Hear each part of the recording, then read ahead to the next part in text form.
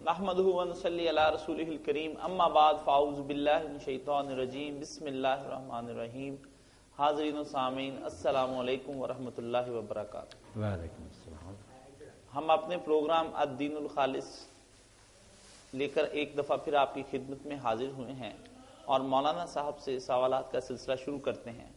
مولانا صاحب، ابھی ایک سوال موصول ہوا ہے کہ کچھ لوگ کہتے ہیں کہ دین کی تکمیل نبی کریم صلی اللہ علیہ وآلہ وسلم کی زندگی میں ہو گئی. امام حسین کا قیام تکمیل دین کے بعد کا واقعہ ہے، تو اس کا اتباع کیوں ضروری؟ ذرا وضاحت فرما دیں. دین کی تکمیل اللہ کے رسول علیہ السلام کے زمانے میں ہو گئی، مگر اس کے احکام جو نا ان پر عمل کی نوبت بعد میں بھی آئی. مثلا باغیوں کے ساتھ جنگ حضور کے دور میں کوئی نہیں ہے. آپ کے زمانے میں جنگیں ہوئی نا وہ کفار سے، مشرکین سے، ان لوگوں سے. مسلمان باغی ہو جائے نا اسلامی حکومت کے خلاف، اس کی کوئی جنگ نہیں. یہ جنگ پھر حضرت علی رضی اللہ عنہ کی لڑنی ہے. اسی لیے نا امام ابو حنیفہ، امام شافعی سب کہتے ہیں کہ اگر علی رضی اللہ تعالیٰ عنہ کی یہ جنگیں نہ ہوتی تو ہم باغیوں کے بارے میں اسلام کے حکام سے ناواقف رہ جائے. کوئی پتہ نہ چلتا کہ باغی جو ہیں ان کے مال کے ساتھ کیا کیا جائے. وہ مال غنیمت بنے گا یا نہیں؟ ان کی عورتیں اور وہ بچے جو ہیں لونیاں غلام بنیں گے؟ مردوں کے ساتھ کیا برتاؤ ہوگا؟ دفن ہوں گے یا نہیں؟ جنازہ پڑھا جائے گا نہیں؟ یہ سارے احکام جو ہے نا حضرت علی رضی اللہ عنہ جو اس وقت فرمان جاری کیا، جو حکم دیا، اس سے قتال البغات، یہ باغیوں سے جنگ کو نا اسی سے مسئلہ حل ہوا. بیان حضور نے کر دیا کہ باغیوں کے ساتھ، مگر یہ احکام جو ہے نا ان پر عمل حضرت علی کے دور میں. اسی طرح اگر خلیفہ بگڑ جائے، یہ تو ہے کہ خلیفہ نیک تھا، لوگ بگڑ گئے، بغاوت. ایک ہے خلیفہ بگڑ جائے تو اس سے کیا کیا جاتا ہے، جس کو خروج لوگ کہہ دیتے ہیں. وہ امام حسین رضی اللہ عنہ اس پر عمل کر کے دکھایا. اور یہاں امام ابن حزم نے بہت اچھا لکھا تھا. اہل حدیث ظاہری ہوتے ہیں کہ جو کہتے ہیں نا خلیفہ جس طرح کا جی چاہے ہو جائے، چپ رہو. حدیثیں بہت ہیں نا، انہوں نے لوگوں کو چپ کرایا ہوا نا کہ بہت خاموش، جو مرضی کرے، مال لوٹ لے، تمہیں کوڑے مارے، چپ رہو. انہوں نے کہا یار یہ سب پہلے کی باتیں ختم ہیں. جو حکم ہے کہ برائی کو روکو وہ لاگو ہے. اور انہوں نے اس کا حوالہ دیا کہ امام حسین رضی اللہ عنہ، مدینہ والے اور بعد میں ابن الاشعث کے ساتھ جو فقہاء اٹھے، ان سب نے ثابت کر دیا کہ پوری امت کے عالم ان کے ساتھ تھے ابن الاشعث کے. اگر یہ مسئلہ ہوتا کہ ظالم حاکم کے خلاف نہیں اٹھنا تو کیا اٹھتے؟ تو یہ مسئلے جو بیٹا ہے نا کہ حاکم بگڑ جائے اس سے لوگ کیا کریں گے، یا رعایا جو ہے وہ بگڑ جائے، حاکم ٹھیک تو پھر کیا؟ قتال البغات اور ظالم حاکم کے خلاف خروج. یہ وہ چیپٹر ہیں جو علی اور حسین نے مکمل کی. مسئلے سارے حضور نے بیان کیے مگر عملاً انہوں نے کر کے دکھایا. یہ طرح یہ سوال کیا ہوا؟ جی، اسی کے ساتھ ایک ساتھی کا سوال ہے، وہ ناروے سے پوچھتے ہیں کہ قرآن پاک میں ایک جگہ آیا ہے کہ اے نبی ہم نے آپ کو قرآن اور سبع مثانی دی ہے. اس سبع مثانی سے مراد فاتحہ ہے کہ نہیں؟ اس کے بارے میں وضاحت فرما دیں اور یہ بھی بتا دیں اس کو سبع مثانی کیوں کہا جاتا ہے.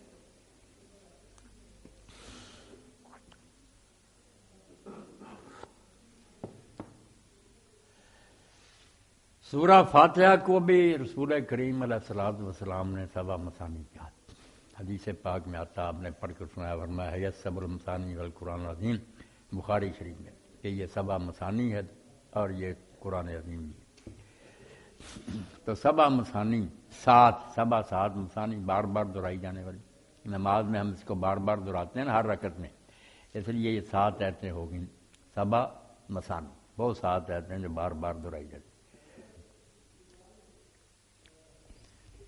مولانا صاحب ایک سوال آیا ہے کہ حضور نبی کریم صلی اللہ علیہ وسلم کا شجرہ نسب حضرت عبداللہ سے لے کر حضرت آدم تک تفسیروں کی کتابوں میں ہے اور اسے مولانا طارق جمیل صاحب بھی بیان کرتے ہیں. کیا حضرت آدم تک کیا یہ سندن ٹھیک ہے یا یہ تاریخ کا حصہ ہے؟ کہاں تک جا کر شجرہ نسب سندن کمزور رہ جاتا ہے؟ مہربانی کر کے وضاحت فرما دیں. اس میں تو شک نہیں کہ اللہ کے رسول علیہ الصلوۃ والسلام حضرت اسماعیل علیہ السلام کی اولاد سے ہیں، پھر ابراہیم علیہ السلام کی نسل سے ہیں، نوح علیہ السلام کی ہیں، آدم علیہ السلام کی ہیں. یہ سب باتیں ٹھیک، مگر یہ شجرہ نسب جو ہے نا، نام لیتے ہیں کہ فلاں فلاں فلاں، یہ صرف عدنان تک ہی.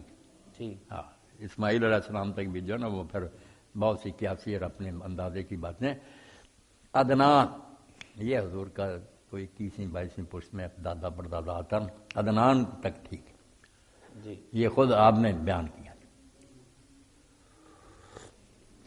ہمارے ایک دوست آگے تو علماء لکھتے تھے نا کاذب بن صابون کہ جو آگے نسب بیان کرتے سب جھوٹ بولتے ہیں، ان کو کیا پتا کون ہوا کون نہیں. جی اسپین سے ہمارے دوست کاشف ابراہیم پوچھتے ہیں مولانا صاحب اذان کے الفاظ کیا حدیث سے ثابت ہیں؟ شیعہ کی اذان مختلف ہے، ہماری اذان مختلف ہے، اس کی کیا ترتیب ہے؟ اس کی کتنے کلمات کی تعداد کتنی ہے؟ سندن کون سی بات زیادہ صحیح ہے؟ اس کے بارے میں فرما دیں. 15 کلمے جو ہے نا یہ پکے صحیح حدیث سمجھ آتے.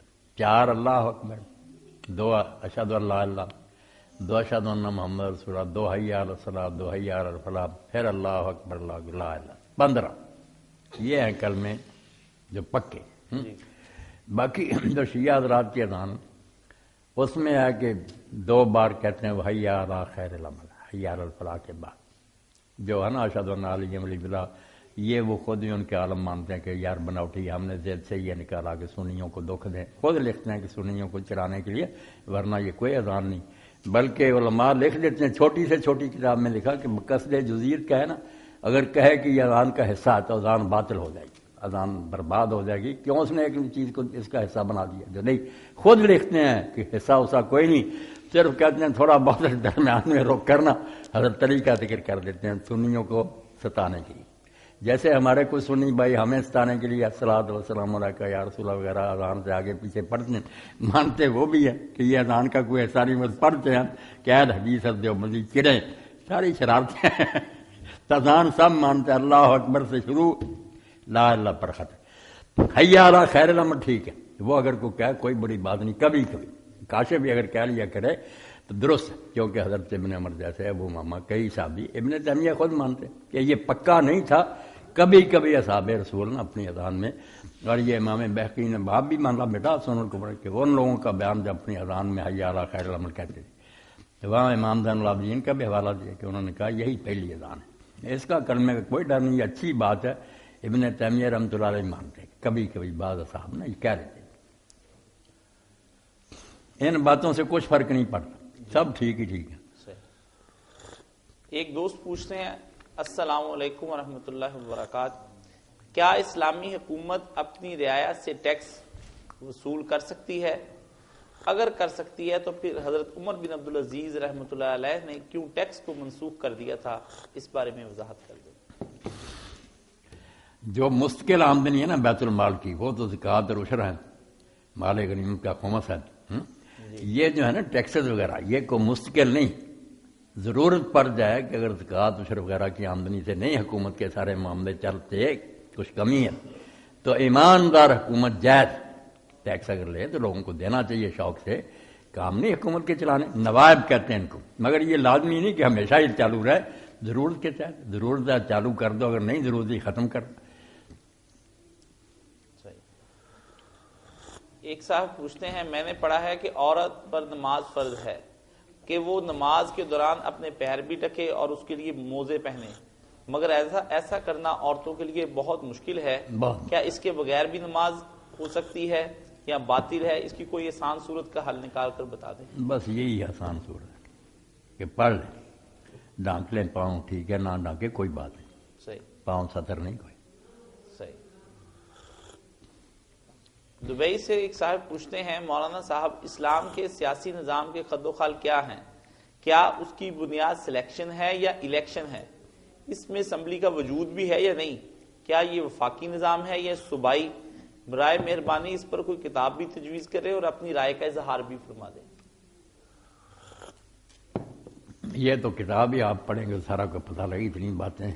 جی مختصر یہ سمجھیں کہ اسلام کا نظام جو ہے نا وہ شورائی ہے. شورائی مطلب امت کے مشورے سے بنے گی حکومت.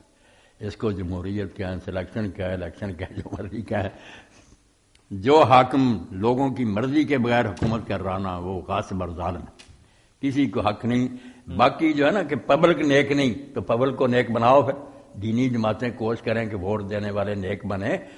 مسئلے کا حل صرف ووٹ ہی جو ہے نا کہ ووٹ کے بغیر کیا ہوگا. پھر حافظ صاحب سعید صاحب آئے میں نے کہا جمہوریت حرام ہے، طریقہ بتاؤ نا پھر حکومت کیسے بنے گی؟ باپ کے بعد بیٹا بیٹھتا جائے گا. یا جب ایک حاکم مرے گا پھر تلواریں لے کر اٹھ پڑے ہوں گے لوگ جو زبردستی قبضہ کر لے، بات ہی کوئی نہیں آئی۔ یہ دنیا میں دھکے کھا کر لوگوں نے عقل کی بات نکالی کہ لوگوں سے پوچھ لو کہ کس کو تم حاکم بنانا چاہتے ہو، وہ برا بنائیں گے تو بھگتے رہیں گے خبیث سے، ہاں اگر اچھا بنائیں گے تو فائدہ ہوگا۔ مگر حکومت آپ صاف سن لیں، اگر نبی بھی وقت کا ہوگا نا نہیں حکومت کر سکے گا اگر لوگ راضی ہوں۔ کس طرح کرے گا وہ؟ جب اس کو مانتے ہی نہیں، ٹیکس نہیں دیتے، اس کے حکم پر جہاد نہیں کرتے، وہ ناکام ہو جائے گا۔ اس لیے نبی آئے دین بتاتے رہے، حکومت نہیں کر سکتے۔ حکومت وہی کر سکتا ہے جس پر زیادہ تعداد پبلک کی خوش ہو، دل و جان سے اس کے لیے دعائیں کریں، اس کا حکم مانیں، اس سے محبت کریں۔ یہ کہ بالکل نیچرل بات ہے۔ اب حکمران لوگ نیک بنائیں، لوگوں کو نیک بناؤ، ان کو سکھاؤ کہ ووٹ بھائی صحیح تو حال یہی جو حضرت عمر رضی اللہ عنہ نے کہہ دیا نا، سب یہ جو ہے نا دعویٰ وغیرہ سب توبہ کریں۔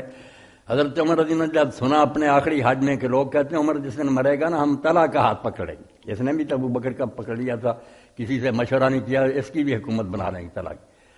تو آپ نے چاہا کہ مکے میں خطبہ دیں تو لوگوں نے کہا یہاں ہر قسم کے لوگ ہیں، پڑھے ان پڑھے، یہاں نہیں ٹھیک، مدینہ جا کر سمجھدار لوگوں میں یہ لیکچر ہونا چاہیے۔ آپ مدینہ میں آئے، پھر حضرت ابن عباس کہتے ہیں میں اس دن مسجد میں پہلے جا کر ممبر کے پاس بیٹھ گیا کہ آج عمر جو باتیں کہے گا یہ ساری زندگی نہیں کی۔ وہاں پھر آپ نے تقریر کی، وہ بھی سمجھایا سارا معاملہ کہ حضور کے بعد حال کیا تھا، کہ اگر نہ فیصلہ کر کے ہم وہاں سے اٹھتے تباہی ہو جاتی۔ آپ جنازہ اسی سے کہتا حضرت عمر نے یہ تو کہتے ہیں نا صحابہ انہوں نے کہا منافقین جو تھے مدینہ بھرا ہوا تھا اور وہ موقع کی طور میں تھے کہ جنگ برپا کرے، اور انصار کو بھی انہوں نے اٹھا دیا کہ تمہارے ہوتے ہوئے اور خلیفہ کون بن سکتا۔ انصار جمع ہو گئے، ہم میں سے ساتھ میں وہ تو ایسے حالات پیدا ہو گئے تھے کہ عمر اگر ہاتھ نہ پکڑتے رضی اللہ عنہ تباہی اسی وقت جنگ چھڑ جانی تھی، حضور کا جنازہ پڑا رہ جانا۔ یہ سنا کر انہوں نے کہا وہ ہنگامی حالات تھے، اب نہ ابو بکر جیسا ہے کوئی آدمی کہ لوگ اس کو مان لیں، اس کو بھی وہ ایسا تھا کہ سب مان لیں کہ اچھا آدمی ہے۔ اب جس نے کی نا بیعت، یہ الفاظ ہیں سن لیں، یہ دعویٰ والے بھی، اب جو مسلمانوں کے مشورے کے بغیر خلیفہ بنے بیعت لینے والے کو بھی قتل کر دو اور بیعت کرنے والوں کو بھی قتل کر دو۔ ان کے باپ کی حکومت ہے کہ اپنی مرضی سے جس کو چاہے مسلمان مشورہ کریں گے، یہ ہے مشورہ بیٹا، جمہوریت، ووٹ، رائے، تو لوگوں کو نیک بناؤ، ادھر نہیں یہ دینی جماعتیں آتی، دودھ جیسا ہوگا وہی مکھن نکلے گا۔ ٹھیک ہے برے لوگ برا ہی چنیں گے، یہ تو مصیبت ہے ہی، مگر چنیں گے تو پھر بھگتتے رہیں گے۔ بنانا یہی پڑے گا کہ لوگوں کو ہم خیال بناؤ، سارے نہیں بن سکتے، اچھے سمجھدار لوگوں کو قائل کرو، باقی لوگ ان کے پیچھے ہی ہوتے ہیں۔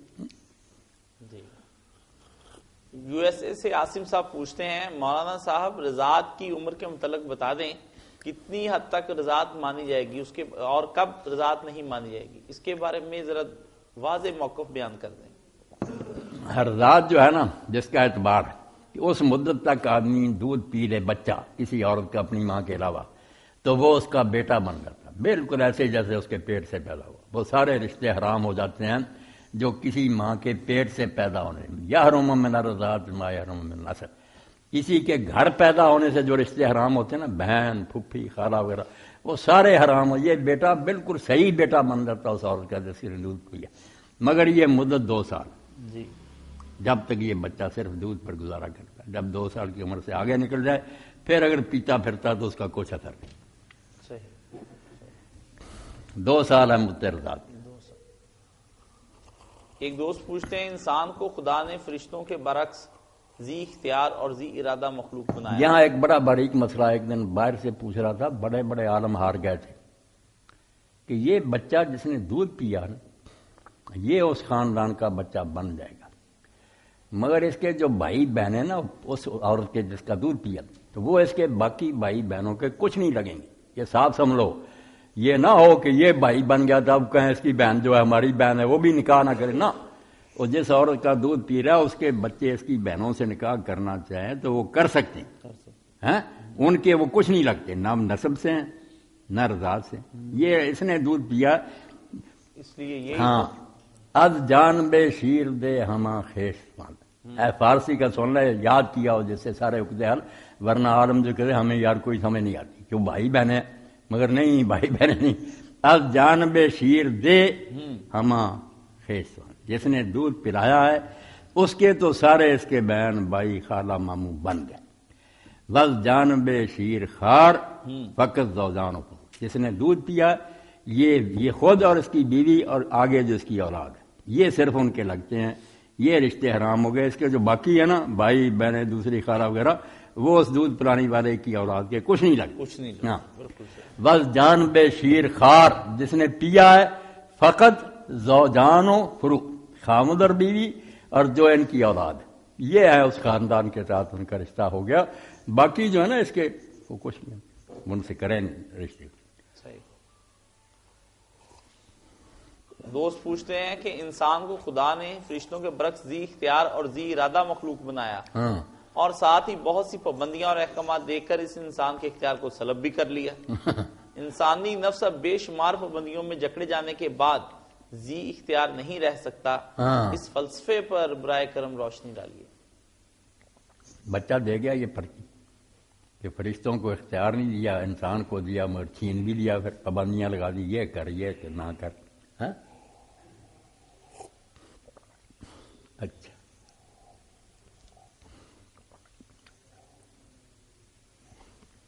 یہاں ایک بات تو پہلے آپ سب سنیں جو سب لوگوں کے الٹ ہے کہ فرشتے ذی اختیار مخلوق ہیں۔